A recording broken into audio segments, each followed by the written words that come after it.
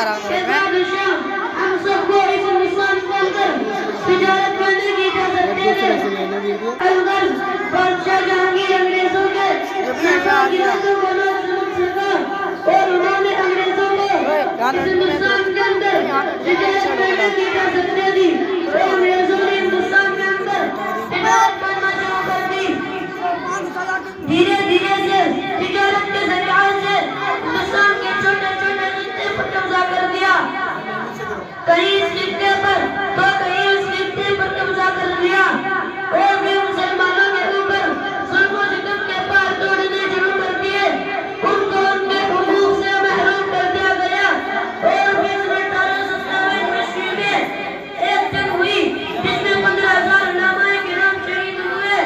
दिल्ली के चांदी चौक से खैबर के दरख्तों पर उलमाए किराम की गर्दन लटकाई गई थी।